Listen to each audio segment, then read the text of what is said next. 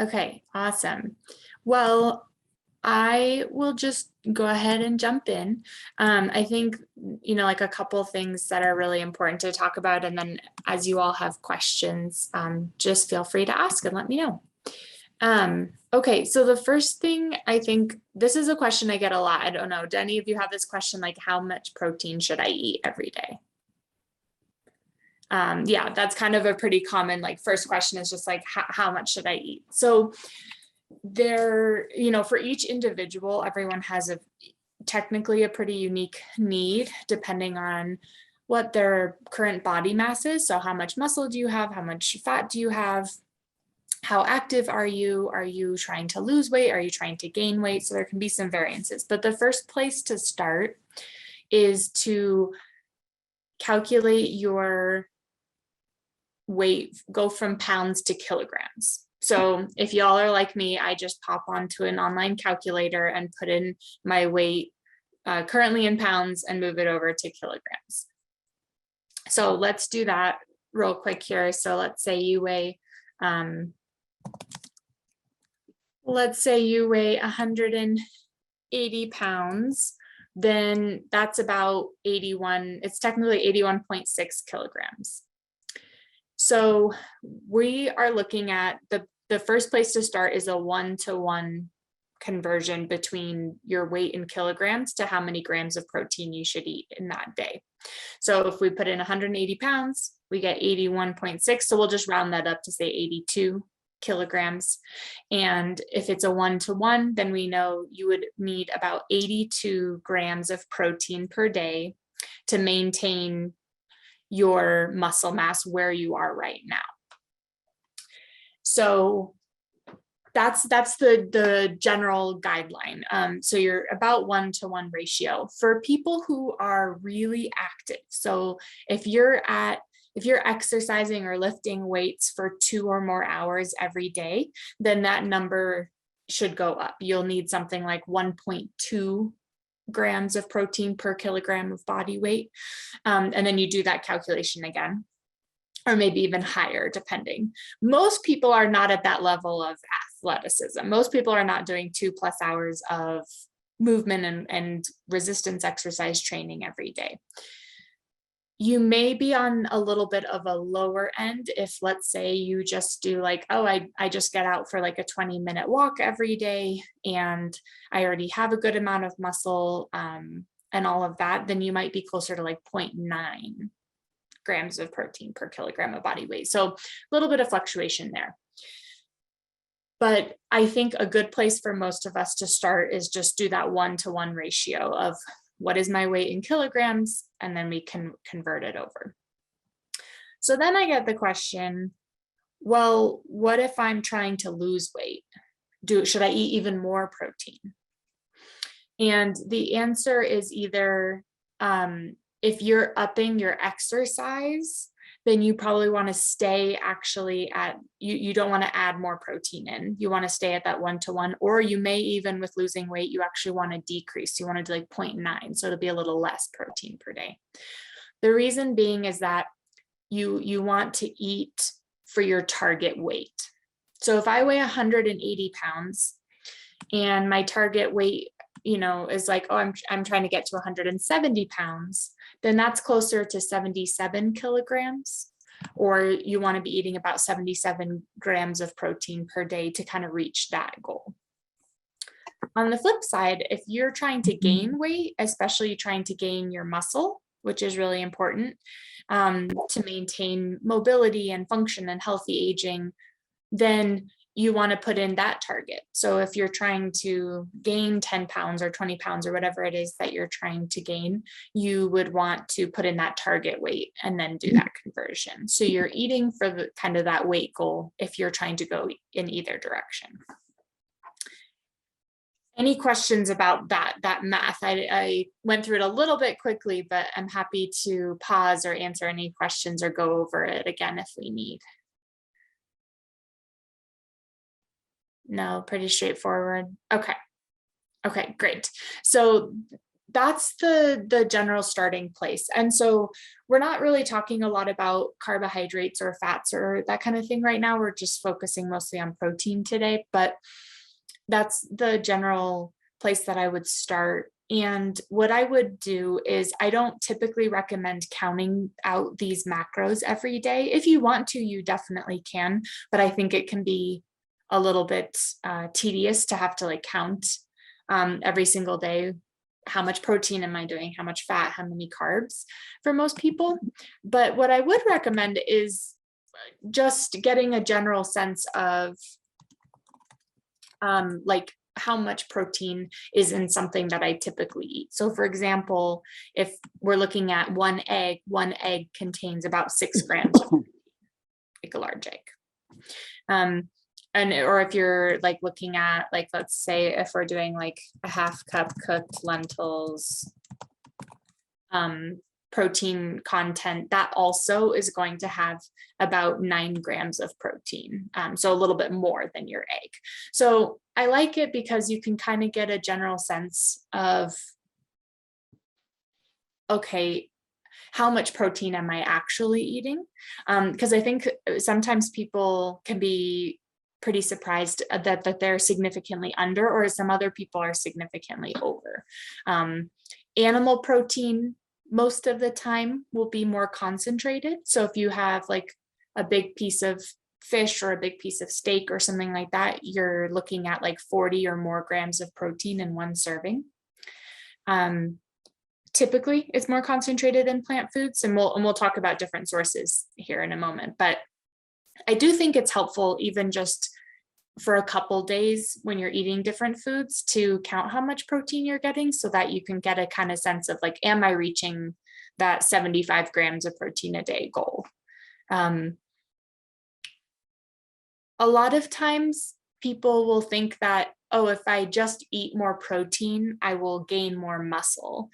And that's not actually true. So if you have to work your body to gain muscle. So even if you eat 100 grams of protein a day, if you're not adding strength training, if you're not doing weights or body weights or like things like squats or, really working uphill or stairs, anything that puts stress across the muscles, you won't gain muscle mass. So just make sure to not have that confusion of, oh, if I eat a lot more protein, then I'm going to gain muscle. That's not the case. You have to stress your muscles out and actually exercise them, eating enough protein, and then you can gain muscle. Okay. Let's go to the next thing here. So now that we kind of have a sense of, okay, how much protein I should eat a day, let's talk about the timing of protein, because protein intake and timing, I get so many questions about this, and there's actually a lot of people who maybe don't even know that protein can interfere with your medications. So I really want to make sure that we are clear on this topic, because it can have a pretty big impact on your medication. So the medications we're mostly talking about here are if you're taking something with carbidopa, levodopa. So a lot of you might think of it as Sinemet or some, there are a lot of different names for it, but anything with carbidopa and levodopa, you're going to be able to absorb that drug and that medication, and it's going to help you a lot more if you're taking it away from protein. So my typical recommendation is take your medication about 30 to 60 minutes before you eat your meal, or at least 2 hours after you have a meal with plant protein. If you're eating a meal with high levels of animal protein, like I'm eating that big steak, you may need to wait closer to 4 hours before you take your next medication. The reason being is that that's a really high concentration of protein, and for a lot of people, it's slower to digest something that heavy and concentrated with animal protein. So, okay, so recap. Take medication 30 minutes, up to 60, but 30, at least 30 minutes before you're eating a meal with protein. and at least wait 2 hours after your meal with protein, especially with plant foods, maybe even closer to 4 if you're having a really, really heavy meal, but try to aim for that 2 hours before then you take your next dose. Any questions about that timing? No? Okay. So a lot of times this puts people in like a really tricky situation. We got one question. Oh, sorry. No worries. How do you do the protein stuff? I take medicine every 3 hours. Yes. So this is where it gets tricky. There are a couple different strategies. So one strategy is concentrate certain meals with higher level of protein. So for example, if you are maybe your last meal of the day, you take your medication beforehand and then you're going to have your dinner and you don't take it again afterwards. This is just a scenario. I'm not sure about you as an individual, but I work with a lot of people where they take their last dose in the evening so they could eat a meal after that and concentrate your protein at that meal. So you could do a meal that has 50 grams of protein in the evening, and you get a lot of your protein then. So that means that during the day, you have the amount of protein that you're eating in each meal is much less and not interfering with your medications as you're taking it through the day. So that's called evening or night loading of protein. And that's a common strategy. When I say light amounts of protein, anything less than about 10 grams of protein is really not going to interfere with your medication nearly as much. So if it's like I'm just eating like 5 or 8 grams of protein at a different meal, that's considered a very low protein meal, and that's okay. That's okay to take your medications closer to that. But anything like 10 grams and above, as that kind of general guideline, is going to be higher protein, and that's going to be interfering. So one strategy is to, again, just to concentrate your protein. So for example, if I were to be eating a meal in the evening that I wanted to have much higher levels of protein, then maybe at that meal, that's when I would do calculate this out here really quickly. So yeah, so maybe I'm doing like 4 or 6 ounces of salmon. So I'm getting like 25 to 35 grams of protein just from the salmon. And then I'm pairing it with some dark greens. I'm pairing it with some lentils. So I'm reaching that like 45 or 50 grams of protein in that one meal. And I have that concentration. So then when you're eating during the day, you would not have additional like animal protein during the day because you're concentrating. Or maybe for breakfast, you'd have like 1 egg because it's only about 6 grams of protein. And then that's your protein in the morning. So that's one strategy. Another strategy is to be really strategic about snacks and ways to get doses of protein in between medications. So if you're like, I took my medication and I have to take my next one in 3 hours. So I know that 2 hours after my first dose, an hour before my second dose, I'm going to have a high protein snack. And so my meal that I took with my medication was low in protein. I'm going to have a high protein snack in between. And then at my next meal, it's also going to be low protein. So ways to make snacks high protein are to, again, think about foods that are higher in protein and use those as your snack ideas. So one example is collagen. Collagen is from connective tissue in animals, and it's pure protein. It's only made out of protein. There's no fat, there's no carbohydrates, it's only protein. You can get it as a powder in a powder form. And typically it depends on the product, but typically like 1 scoop is about 10 grams of protein, 8 to 12, but basically about 10 grams of protein. So a lot of times what I recommend to people is they might have a snack of like a cup of miso soup. I like miso soup for several reasons, but One of the reasons is that you can add 1 or 2 scoops of collagen powder. It completely dissolves. And so then you can have your small cup of soup. It has some tofu in it, which has protein. It has fermented foods, which is really good for your gut bacteria. And you can add in something like 20 grams of protein. It's very easily digestible, really gentle. And then you're getting, again, that 20 grams of protein in that snack, or actually more, because if you're having tofu in it, it'll also have some protein. So maybe you're getting like 23, 25 grams of protein in that snack. So if you're doing 2 snacks that are 25 grams each, that's 50 total. And that's, for most people, that's over half of what you need in a day. Does those strategies make sense? Yes, go ahead. Oh, I think you're muted maybe. I just say, How those does, strategies, Oh, sorry, I think 2 people are talking. how does the collagen come? The powder? It comes in a powder form. Yeah, and what's it called, or what brand? Oh, there are several different types. Usually it's called collagen or collagen peptides. The name peptide is just the small form of protein. And I like the ones that are from grass-fed animals because it's a higher quality. It's not inflammatory. So something like Vital Proteins, I think it's called. Let me double check here. Yeah, Vital Proteins collagen has a great one. I've seen it at like Costco. There's something called Great Lakes collagen.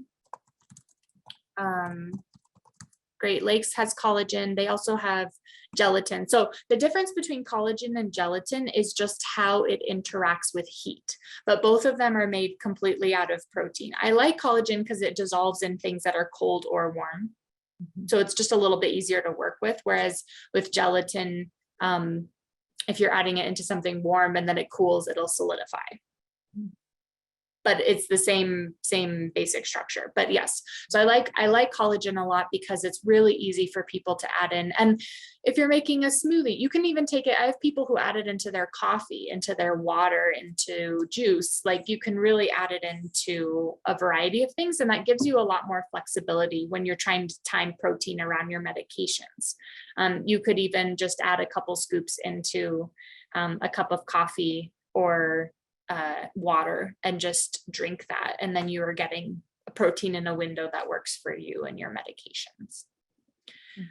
Water, it's for the most part pretty tasteless. Actually, some people it's like it has a slight funk to it, but it's mostly doable and mostly tasteless for people. So I like that strategy. And again, it doesn't have to be exclusively that. There are a lot of other ways to make snacks that are higher in protein as well.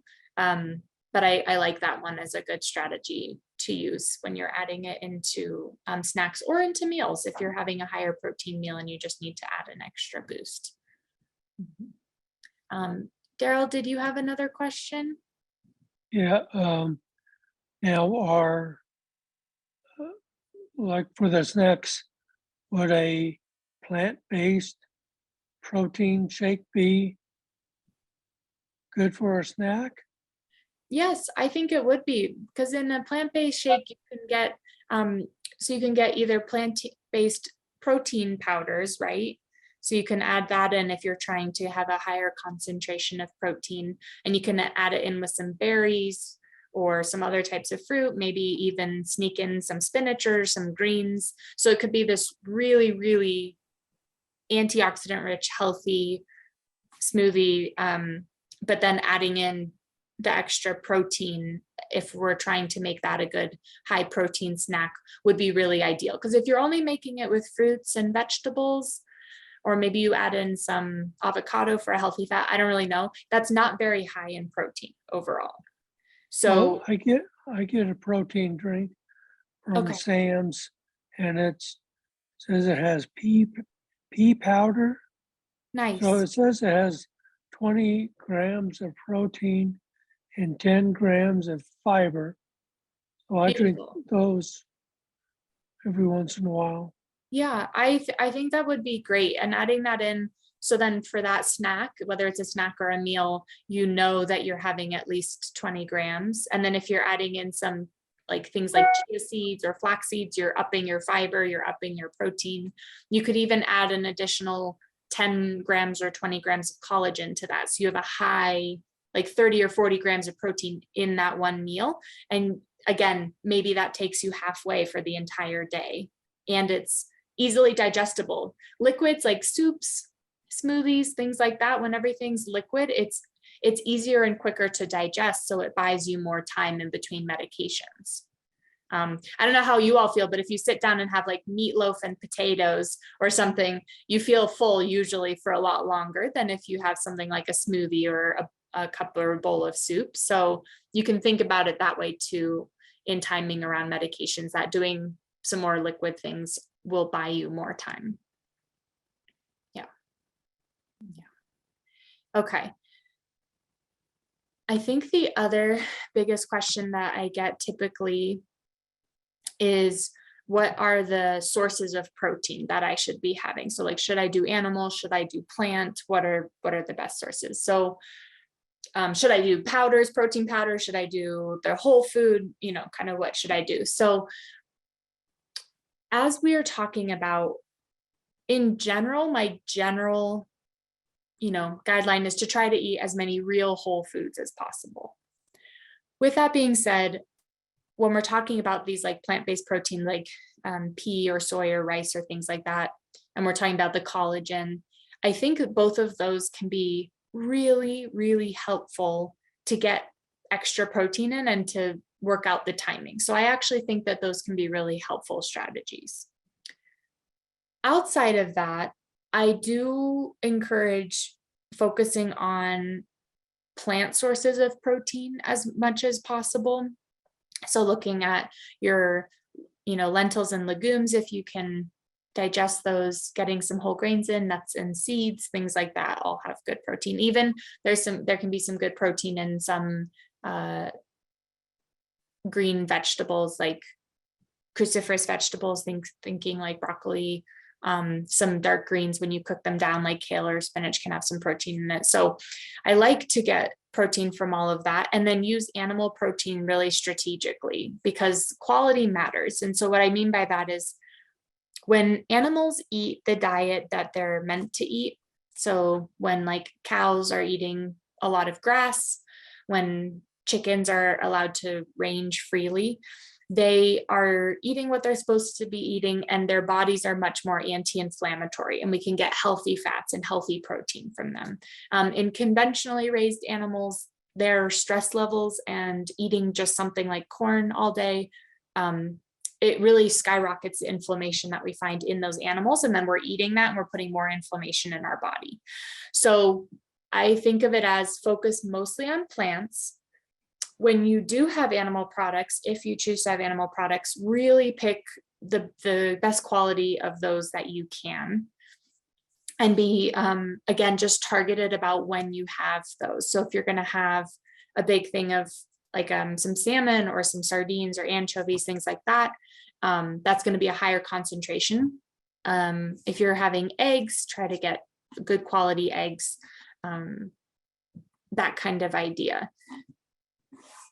I also think that, like we said, a lot of times, not always, but a lot of times, especially if you're eating like red meat, that's a lot harder to digest and will be in your stomach, in your system for a lot longer. So when you're navigating timing with medication, it just makes it a little bit harder. But that's my general recommendation in terms of how to pick, which proteins. I also know that when you're eating protein throughout the day, or if you're having a little bit with your medication, that can come from plants. Like if I had a salad with some nuts and seeds on top, you'll get some protein, but that will probably be about, anywhere between like 7 to 10 grams of protein. And so you don't have to, you can take that with your medication and it really won't interfere in the same way. And something, I think the only other like really key thing when we're thinking about protein is that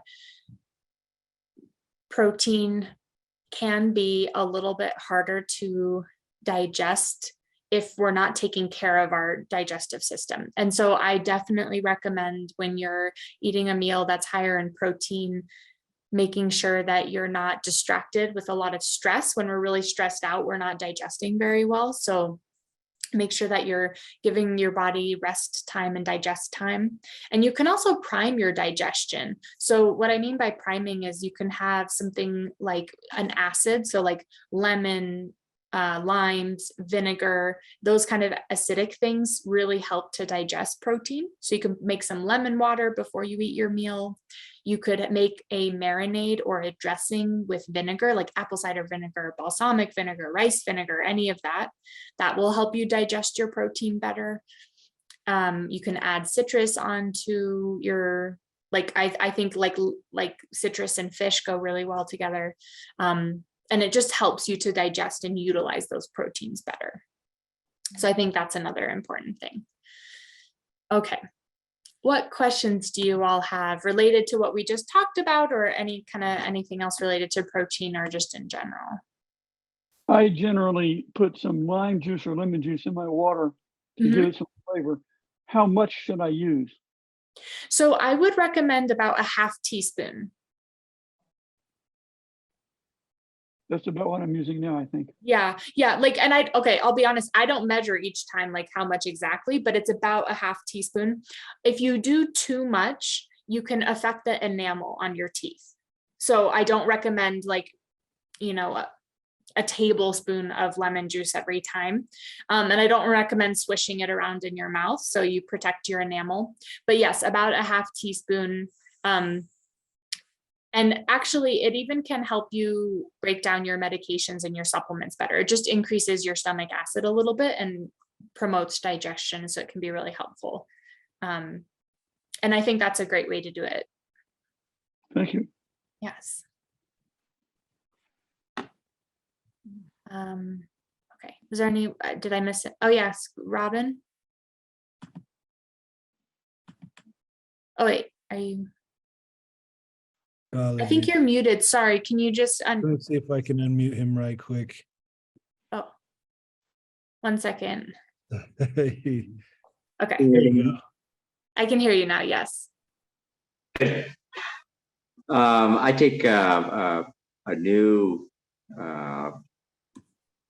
drug called Rytary, R-Y-T-A-R-Y. Have you heard of that? Mm-hmm. And and it works well, but I can notice it gives me that pretty smooth throughout the day, but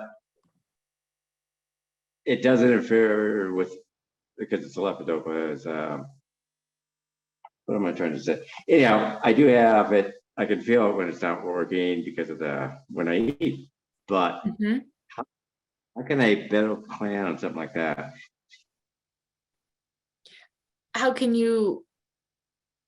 Well, it's great because I have the benefit all the time of it because of the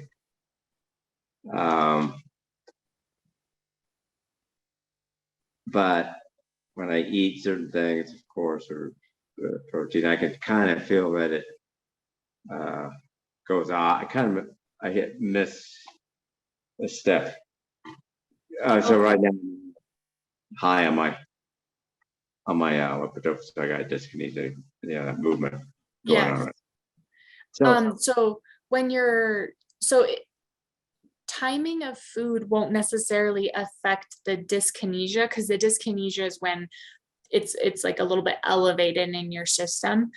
So I mean, technically, maybe if you ate, protein with it, you wouldn't get quite as much dyskinesia, but it makes your medication less effective, right? Because Rytary is carbidopa levodopa. So what I would recommend is when you're thinking about your schedule, and you can just think about, okay, so how many doses a day am I taking it? When am I taking it? For you, it could be to try that strategy of the evening loading protein. So you're getting most of your protein in the evening so that throughout the day, you're eating a little bit lower protein. like low protein meals, maybe especially breakfast, lunch kind of idea. And then you're loading the protein in the evening, so it's not affecting your medication and the medication effectiveness or efficacy during the day as much. So you're trying to keep it, you get smoother sailing during the day, and then you can load up a higher protein meal at night, and plan your general meals and general strategies so that you feel confident that you're getting enough protein and you're taking care of your muscles and all of that. And even proteins are really important for all the neurotransmitters, the things that we make in our brain. Those require protein structures. Those are the base structures for dopamine, for norepinephrine, serotonin, all of that. So protein is important for a number of reasons, not just our muscles. But I would consider maybe trying an evening strategy. If you're wanting like really smooth sailing during the day, keep your protein low and even. Focus mostly on plants during the day. And then if you are going to have any concentrated higher protein meals, that should be done in the evening. Okay. Yeah, try that out. And if you try that strategy and that doesn't work as well, then maybe look at the strategy of, okay, maybe I need to dose protein in my snacks. And in between my medication doses, and try some of those more easily digestible proteins, liquid forms like the soup with collagen, or a smoothie with the protein or powder or collagen, things like that, that could help you to digest them quicker. So again, you're trying to maintain a more even experience with your medication. Okay. Thank you. Yes. Okay. Do you have a chart? Do you have any kind of a chart that shows the grams of protein that common foods have? I do not have a chart that I've made myself, but there's probably, let's take a look here real quick if I can find. Oh, I just found several charts here. Maybe I can send over the links of some of these charts where it has, the item, the amount, and how much protein. Right. Because that could be helpful too, just to have a visual posted so that you don't have to like look it up each time. You can kind of reference it, right? Right. Yeah. Okay. I'll send over a couple links here. I might actually, let's see, can I share my screen with you all here? Let's see, I think I can. Let me share my screen real quick to show you this. Okay, so can you see this? It says vegan protein source chart. Mhm. Yeah. So it has, seeds, all sorts of things. I think, so I would definitely focus on the ones that are kind of well, actually, you kind of want to look at both, right? So you want to look at things that are lower because you're like, oh, I'm having my breakfast. I can add in some almonds or some sunflower seeds or some pumpkin seeds, and I'm still getting some protein, but it's under that 10-gram mark if I'm trying to have a low protein meal. So that's helpful to know. And on the flip side, it's also helpful to know what are the things that have much higher levels of protein that come from plants. So mostly those are going to be your beans. So if we look at tofu, that's 21.8 grams. Black beans are 16, lentils also 16. So those are going to be your higher protein plant options. And if you combine things together, so if you're doing like a bowl with some quinoa and some chickpeas, and then you're adding in other vegetables, these, this is not a complete list, but this is just one of them. When you're adding those in, you could easily get a 25 or 30 gram protein meal just out of plants with no problem. Mhm. The other thing too, I think that's kind of interesting. Have you all heard of nutritional yeast? Ever heard of that? So nutritional yeast is really interesting food. It has what we would call umami flavor. So like where you get from miso, and it has 5 grams of protein like we just saw on the chart. A lot of people kind of think of it as like a cheesy umami flavor. It's really rich in B vitamins and trace minerals. And it's basically like a great way to just add in some extra protein and extra nutrition. And it's deactivated yeast. So if you're thinking like, wait, why do I want to be eating yeast? It's deactivated. So it actually is really beneficial for your digestion. So I like nutritional yeast for that. And there are a lot of recipes that add nutritional yeast into it. So if you're kind of not sure how to start, definitely just look up some different recipes. But that's an easy way also just to sprinkle it into like a salad. And you can add it into dressings or marinades. You can add it into a bowl if you're making that. You can also add it really, like, let's say you're making a pasta dish, but you're trying to cut down on cheese. You can add some of that into it for that flavor. And it has some protein and nutrition. So that's another strategy. So I like looking up the plant-based charts and visuals like we just did, because it gives us some different ideas and things to try as well. Okay. I generally try to cook and eat at least 5 servings of vegetables pretty much every day of the month. An example would be Brussels sprouts, asparagus, cauliflower, tomato, broccoli. We'll have that with most of our meals. Okay. Noonday meal.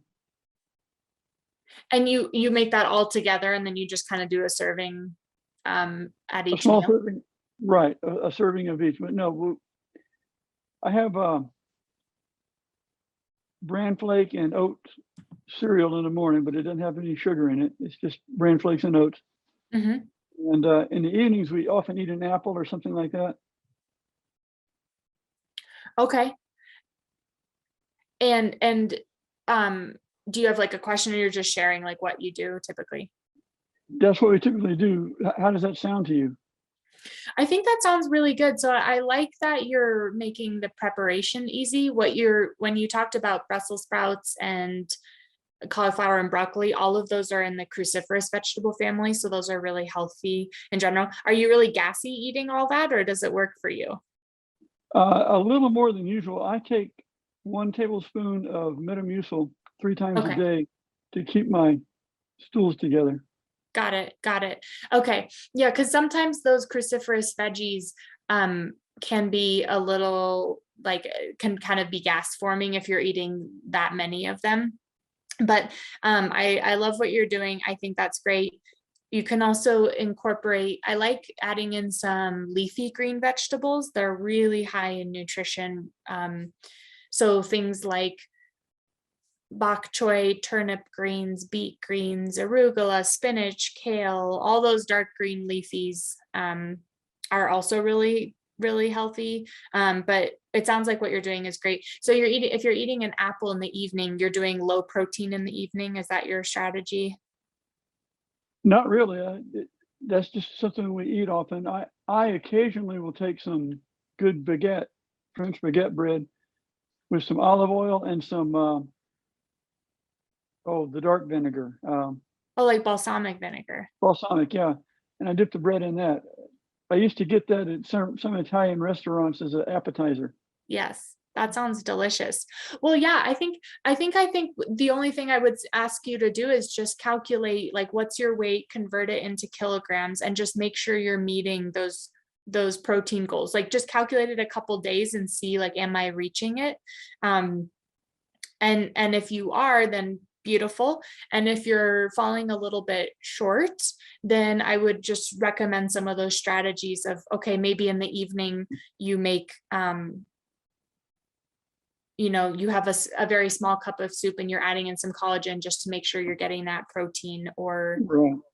Even something like I'm adding a tablespoon or 2 of peanut butter with my apple because I'm recognizing I'm falling a little short. So I need to add in a little bit more protein.